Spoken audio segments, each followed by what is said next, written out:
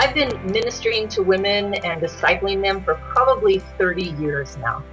Plus, I've lived life long enough to know that when something happens in our life that we don't understand, when we surrender that to God from the get-go, He can do amazing things with those things in our life, especially our disappointments and our losses and our frustrations. And so I wanted to compile a book that would let women know that when you're in those times of prayer, when you're praying, when you wonder if God's even there, that He does hear you. He does see your tears.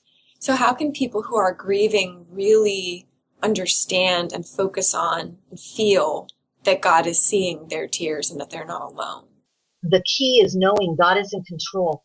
God isn't just the one who gives the blessings. God allows the sufferings too. But in His goodness and in His love, He knows exactly what He's doing. I've found that there is tremendous freedom in not fighting when something happens that I don't like, but bringing it right to God and saying, God, this did not take you by surprise. So how do you want to grow me through it? What side of you do you want me to see through this? How do you want to draw me closer to you through this?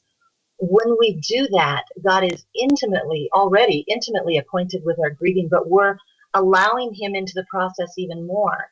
And we're bringing Him our heart, and we're putting ourselves in the position where God can redeem that. He can turn it into something good. He can give us joy in spite of that grieving, in spite of that loss, because of the awareness that He's there. What encouragement can you give to someone who may feel God is saying no to their prayers and to their time of waiting? I have found that often God's no is either a protection of something that we can't yet see. He can see the future and we cannot. But there are other times when God's no is really, wait, I have something far better for you that you don't even know to ask for yet. I can't tell you how many times a woman has come to me and said, we have prayed and prayed and prayed to have a child and it's just not happening. And when God finally says yes, they realize how the timing was perfect. Or as God continues to say no, they begin to see the beauty behind His no and the other plans that He had for their lives. God can be trusted with that no, because He truly is good, even during the times when we feel He's withholding. Who do you think should most read this book?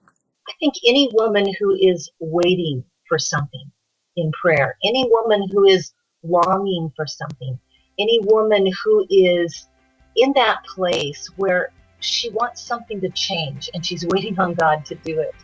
A lot of women have told me, I wasn't necessarily grieving, I wasn't necessarily crying when I picked up your book, but I saw where it met me in every day of my life. And so I think any woman who is waiting upon God for something can find that comfort that He's there, He hears her prayers, He sees her tears, and He's already working on their situation.